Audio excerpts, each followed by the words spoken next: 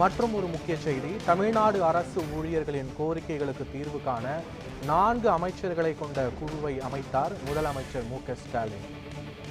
இது தொடர்பான முழுமையான விவரங்களோடு எமது செய்தியாளர் சாமுவேல் எபினேசர் இணைந்திருக்கிறார். வணக்கம் சாமுவேல், விவரங்கள்.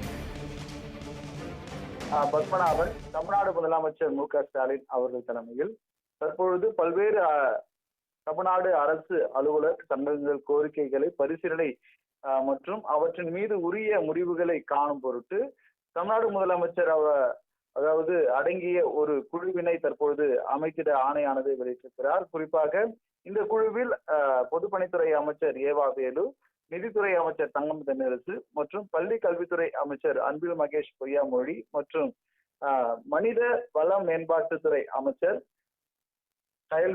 கயல்விழி உள்ளிட்டோர் இந்த குழுவில் இடம்பெற்றிருக்கின்றனர். குறிப்பாக அரசு ஊழியர்கள் சங்கம் கோரிக்கைகளை குறித்து சங்க நிர்வாகிகளுடன் நாளை தலைமையில் அதாவது அமைச்சர்கள் இந்த பேச்சுவார்த்தை நடத்த உள்ளது குறிப்பிடத்தக்கது. பத்மநாபன்.